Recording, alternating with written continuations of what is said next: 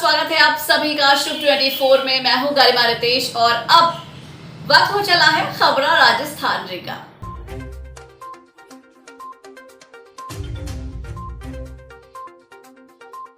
पंचायती राज चुनावों में नेताओं की प्रतिष्ठा दांव पर। सचिन का 51 किलो की माला पहनाकर स्वागत। लालसोट पुलिस की बड़ी कार्रवाई। भामाशाह द्वारा जीर्णोद्धार कराने पर सम्मान समारोह हुआ आयोजित। रोडवेज परिचालक ने दिया ईमानदारी का परिचय।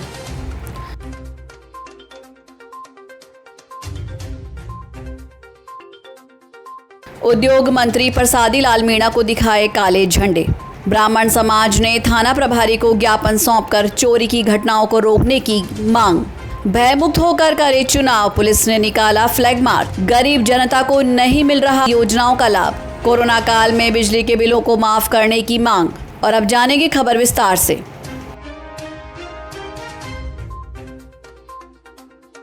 गहलोत के गृह जिले और पूर्णिया के क्षेत्र में चुनाव के परिणामों से तय होगा सियासी नैरेटिव।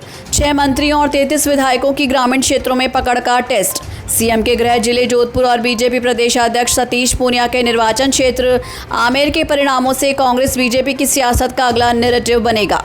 आमेर पंचायत समिति के लिए वोटिंग गुरुवार को है। बीजेपी प्रदेशाध्यक्ष अपने क्षेत्र में कितने पंचायत समिति सदस्य और जिला परिषद सदस्य जितवा पाते हैं, इस पर सबकी निगाहें हैं। दिग्गजों के बीच कड़ा मुकाबला है। पायलट बोले, हम अपने अधिकारों के लिए संघर्ष करने और आवाज उठाने के लिए जागरूक हैं और आगे भी आवाज उठाते रहेंगे। पूर्व डिप्टी सीएम सचिन पायलट का बुधवार को अलवर के दानपुर गांव जाते वक्त दौसा जिले में कई जगहों पर स्वागत किया गया। इनमें बड़ी तादाद में पायलट समर्थक मौजूद रहे। पायलट जिला मुख्यालय पर जीरोता गांव में रुके। उन्होंने लवाण पंचायत समिति के कांग्रेस प्रत्याशी बीना बैरवा के चुनाव ऑफिस का उद्घाटन किया। यहां कार्यकर्ताओं ने उन्हें 51 किलो की फूलों की माला पहनाकर उनका स्वागत किया। इस दौरान पायलट ने कहा कि हम अपने अधिकारों की मांग करने के लिए हर तरह का संघर्ष करने और आवाज उठाने के लिए जागरूक हैं और आगे भी आवाज उठाते रहेंगे। लालसोट पुलिस की बड़ी कार्रवाई। एटीएम बदलकर खाते से 1,18,000 रुपए की राशि निकालने वाले आरोपी को किया गिरफ्तार। लालसोट पुलिस उप निरीक्षक थाना प्रभारी अंकेश चौधरी ने बताया कि 19 अगस्त को पट्टी किशोरपुरा निवासी शंकरलाल शर्मा ने थाने में पेश होकर रिपोर्ट दर्ज कराई थी। उसका एटीएम बदलकर अज्ञात जन ने खाते से 1,18,000 रुपए निकालने की शिकायत पर पुलिस वृत्ताधिकारी वृत्त पुलिस सीओ शंकरलाल मीणा के निर्देशानुसार लालसोट पुलिस स्पेशल टीम ने कार्रवाई करते हुए घटना के महज 6 दिन बाद ही अंकेश चौधरी, इस्लाम खान, महेंद्र सिंह, नरेश कुमार, आजाद सिंह, प्रभुदयाल, लोकेश कुमार, बाबूलाल के रूप में स्पेशल टीम तैयार कर टीम ने अभियुक्त को चिन्हित कर पीछा करते हुए नाकाबंदी कर ज्योतिबा फुले सर्किल और गंगापुर तिराहे पर सादा कपड़ों में जवानों को तैनात कर आरोपी स्विफ्ट डिजायर RJ 023209 को गंगापुर तिराहे से ज्योतिबा फुले सर्किल की तरफ आ रहा था, जिसका चारों ओर पीछा कर घेरा देकर वाहन में बैठे शख्स मोहम्मद अनस पुत्र आस मोहम्मद उम्र 20 साल जाति मेव निवासी दानिवास पुलिस थाना नगीना नू हरियाणा को पकड़ा जाकर बापर्दा गिरफ्तार। दिनांक 19 अगस्त 2021 को एक पट्टी किशोरपुरा के निवासी शंकरलाल शर्मा अपने लालसोट में HDFC बैंक में पैसे निकलवाने के लिए आए थे।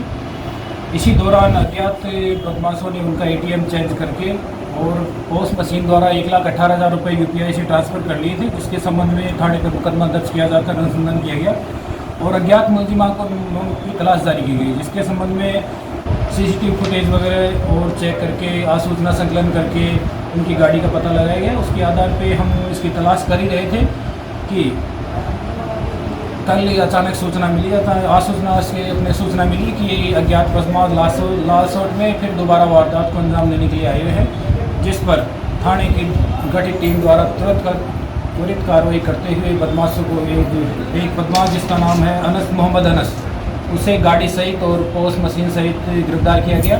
गाड़ी को बरामद करके थाने पर लेके और मुलजिम से अन्य वारदातों और अन्य मुलजिमानों के बारे में पूछताछ की जा रही है।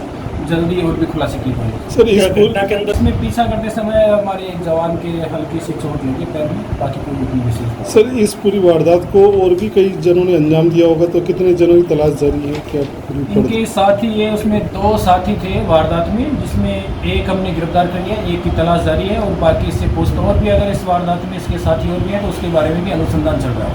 राजकीय उच्च माध्यमिक विद्यालय सालासर में भामाशाह लक्ष्मी नारायण पुजारी द्वारा विद्यालय में 2 कमरों और बरामद का टाइल्स लगवाकर जीर्णोद्धार कराया गया। विद्यालय में भामाशाह का सम्मान समारोह आयोजित किया गया। मुख्य अतिथि सीबीओ कुलदीप व्यास द्वारा भामाशाह लक्ष्मी नारायण पुजारी और वेदांत पुजारी का माल्यार्पण और साफा पहनाकर शॉल उड़ाकर स्वागत किया गया। वेदांत पुजारी ने कमरे का फीता काटकर जीर्णोद्धार शुभारंभ किया। पुजारी ने अपने विचार व्यक्त करते हुए बताया कि विद्यालय के प्रति हमें हर समय तैयार रहना चाहिए। जय श्री बालाजी की। मैं लक्ष्मी नारायण पुजारी सालासर। ये जो सालासर की राजकीय उच्च माध्यमिक विद्यालय के ऑफिस और एक परीक्षा हॉल का जीर्णोद्धार का कार्यक्रम मेरे पिताजी श्री चौथमल जी पुजारी के उनके नाम से किया और आज का दिन मेरे पोते का जन्मदिन भी है, तो वो जन्मदिन भी मैंने इसी साला में मनाया है। मैं इस साला का विद्यार्थी रहा हूँ।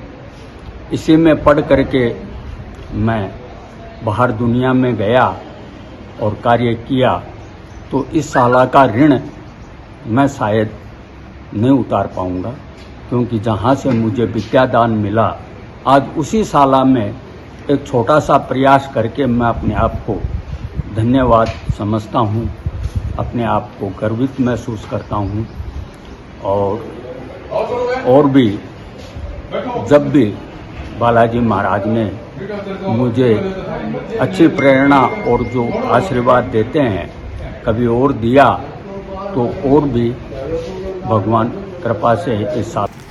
पलसाना से हमारे शिव 24 संवाददाता पवन कुमार शर्मा के अनुसार राजस्थान रोडवेज सीकर डिपो के सीकर खंडेला चलने वाले मार्ग के चालक नेमीचंद लिढाण और परिचालक राजकुमार वर्मा ने सीट पर मिले एंड्रॉयड मोबाइल को वापस लौटाकर ईमानदारी का परिचय दिया।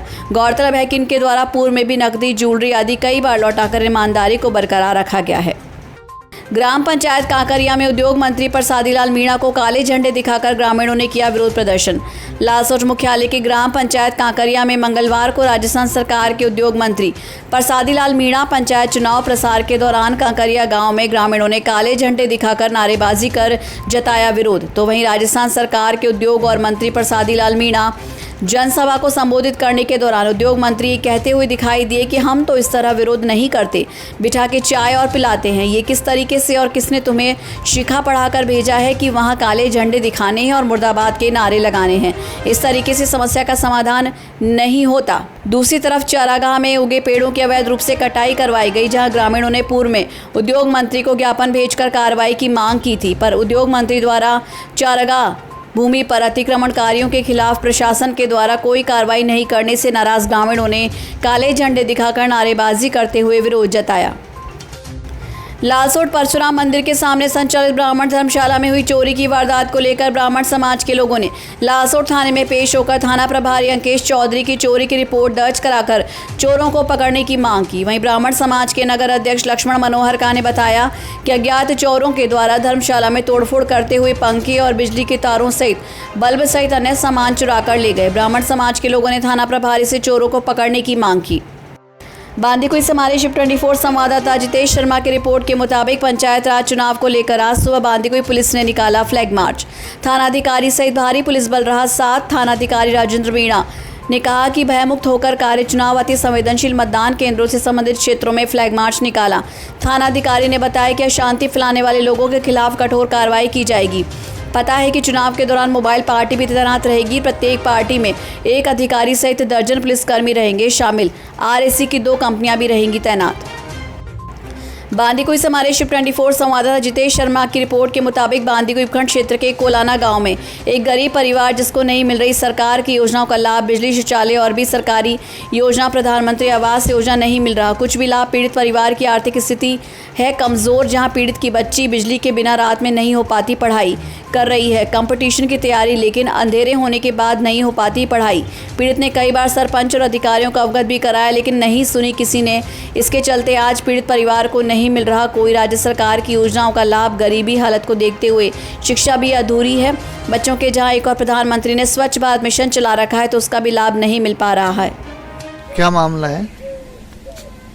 मामला ये है कि हमारे पास नहीं तो लाइट है, ना ही कोई रोज़गार है, ना ही हमारे पास लैट्रिन बाथरूम की सुविधा है और पीने के लिए पानी की व्यवस्था भी नहीं है और ना ही इस कारण हम बहुत पिछड़े हुए हैं। कई बार ग्राम पंचायत और सरपंच के पास भी चक्कर लगाए गए और हमारी कोई सुनवाई नहीं होती है, कोई गवर्नमेंट के द्वारा हेल्प नहीं हो रही है। और मैं रीट की तैयारी कर रही हूँ तो लाइट नहीं होने की वजह से मैं दिन में ही पढ़ पाती हूँ, इसलिए अच्छी तैयारी नहीं हो पा रही है। हमारी कोई सहायता की जाए गवर्नमेंट के द्वारा।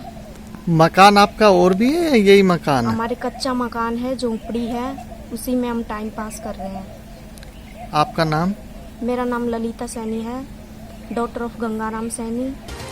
सुजानगढ़ से शिव 24 संवाददाता मनीष शर्मा के अनुसार भारतीय जनता पार्टी मंडल की ओर से प्रदेश की कांग्रेस सरकार द्वारा कोरोना काल में 5 बार फ्यूल चार्ज बढ़ाने, स्थायी शुल्क और यूनिट की रेट बढ़ाकर बिजली के बिलों में भारी बढ़ोतरी करने के विरोध में बीदासर पंचायत समिति प्रधान संतोष मेघवाल, भाजपा मंडल अध्यक्ष पवन माहेश्वरी, वैद्य भंवरलाल शर्मा, गणेश मंडावरिया के नेतृत्व में मुख्यमंत्री के नाम ज्ञापन विद्युत विभाग के सहायक अभियंता विशंबर पुरोहित को सौंपा। ज्ञापन में बताया कि कोरोना काल के 4 महीने के बिजली के बिल माफ किए जाएं, फ्यूल चार्ज और स्थायी शुल्क के नाम पर की गई वृद्धि वापस ली जाए। प्रधान संतोष मेघवाल ने कहा कि चुनाव के दौरान कांग्रेस सरकार ने लोगों से वादा किया कि विद्युत दरों में बढ़ोतरी नहीं की जाएगी, लेकिन कोरोना के चलते आम आदमी वैसे ही पीड़ित है, धंधे ठप पड़े हैं। ऐसे में बिजली के बिलों में बेतहाशा बढ़ोतरी अनुचित है। कांग्रेस सरकार आई थी और कांग्रेस सरकार ने अपने मैनिफेस्टो में ये कहा था कि जब हम राज में आएंगे 5 साल में कभी दरी नहीं बढ़ाएंगे। और ये 30 महीने की जो सरकार हो गई है, इसमें इन्होंने 3 बार दरें बढ़ा करके, कभी पीछे से, कभी स्थायी शुल्क के नाम पे, कभी विद्युत कर के नाम से इन्होंने ये रेटें बढ़ाई हैं। इसके विरोध में आज हमने ज्ञापन दिया है और लोगों को, जो कोरोना काल चल रहा है, उस कोरोना काल के अंदर में आज लोगों की आर्थिक स्थिति खराब है, लोग बेरोजगार हो रहे हैं, रोजगार नहीं है और ऊपर से बिजली की दरें बढ़ा करके ये सरकार मारने वाला काम कर रही है। इसके लिए हमने ये ज्ञापन दिया है।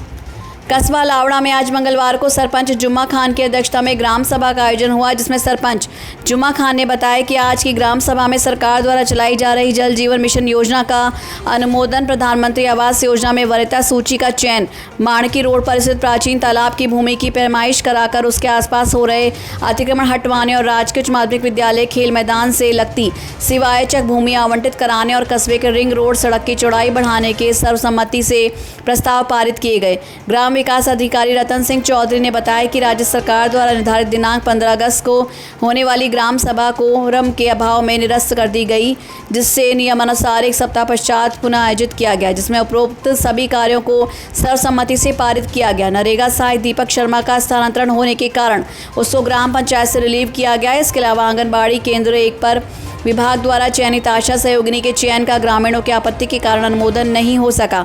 इसी के साथ साथ ग्राम पंचायत में आने वाले ग्रामीणों की विभिन्न समस्याओं को सुना गया और उनके समाधान किए गए। आज ग्राम सभा का जो आयोजन हुआ है, इसमें क्या कुछ किया गया है? इसमें जो 15 अगस्त के कोरोना के वजह से नहीं कर पाया, आज हमने 24 तारीख को दोबारा से ग्राम सभा की है। दोबारा से ग्राम सभा करी है, जिसमें जल जीवन योजना है का अनुमोदन किया है और प्रधानमंत्री सीएम आवास पीएम आवास का चयन किया। दूसरा, ग्राम अलावड़ा तालाब की अतिक्रमण हटाने के लिए का कोरम पूरा किया। अच्छा, दूसरा और बोलूँ? बस ऐसे मत करो। बारां के छबड़ा से बड़ी खबर, घर से लापता हुई 8 वर्षीय मासूम बालिका का मामला। पुलिस टीम को मिली सफलता। कवाई थाना क्षेत्र के बिलखेड़ा गांव से बालिका के दस्तयाब की मिल रही सूचना। आरोपी को भी पुलिस कस्टडी में लेने की मिल रही है सूचना। अभी पुलिस ने कुछ भी बताने से किया इनकार। दस्तयाब बालिका और आरोपी युवक को पुलिस लेकर पहुंची कवाई थाने। लाखेरी क्षेत्र से निकल रहा कोटा लालसोट हाईवे पर लाखेरी बाईपास से देई खेड़ा तक हाईवे पर जगह जगह गहरे गड्ढे हो रहे हैं, जो इन दिनों मौत लोगों को दावत दे रही है। 20 किलोमीटर की दूरी तय करने में वाहनों को काफ़ी समय लग रहा है और इन गड्ढों बहुत सी छोटी मोटी दुर्घटना होती रहती है, पर अभी प्रशासन को बड़ी दुर्घटना का इंतजार है।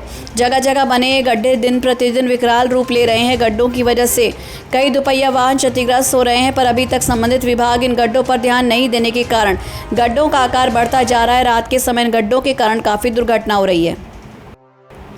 ग्राम पंचायत मंडोला में बुधवार को नेहरू युवा केंद्र 12 के जिला युवा अधिकारी कुमार मधुकर के निर्देशानुसार ब्लॉक राष्ट्रीय युवा स्वयंसेवक विवेक शर्मा के तत्वावधान में विवेकानंद युवा मंडल मंडोला के सदस्यों ने आज रद्दी का Amrit Mahotsav fit India freedom run का आयोजन कराया गया। विवेक शर्मा ने बताया कि गुरुवार को स्वामी विवेकानंद युवा मंडल संदुलक अध्यक्ष शिवराज सुमन और उपाध्यक्ष कुलदीप जांगड़ के नेतृत्व में ग्राम पंचायत भवन से पाठेड़ा रोड तक युवाओं और गांव के लोगों ने दौड़ की तथा फिट रहने का संदेश दिया। कार्यक्रम की शुरुआत राष्ट्रगान से हुई। इसके बाद ग्राम के युवाओं ने फिट इंडिया आंदोलन के तहत शपथ ली और अल्ट्रा रनर मोनू कुमार पंकज ने युवाओं को दौड़ने की बारीकियां बताई और दौड़ शुरू की। चार मूर्ति चौराहे से खजूरपुरा तिराहे तक अवैध बसों के जमावड़े के कारण आमजन और राहगीर परेशान हैं। शहर के दबंग और राजनीतिक पहुंच वाले व्यक्तियों के द्वारा इन बसों का संचालन किए जाने के कारण लोग बोलने से भी कतराते हैं। भाजपा के नेताओं ने लोगों को राजनीतिक संरक्षण मिला होने का आरोप लगाते हुए अधिकारियों पर दबाव में काम करने का आरोप लगाया है। भाजपा नेता सत्येंद्र सिंह केदाहेड़ी ने आरोप लगाते हुए कहा है कि चार मूर्ति चौराहे को निजी बस संचालकों ने बस स्टैंड बना के रखा है, जबकि हाईकोर्ट द्वारा बस स्टैंड से 1 किलोमीटर दूरी के दायरे में अवैध वाहनों के खड़े होने पर पाबंदी लगा रखी है। अवैध वाहन खड़े होने से राहगीरों को काफ़ी परेशानी उठानी पड़ रही है।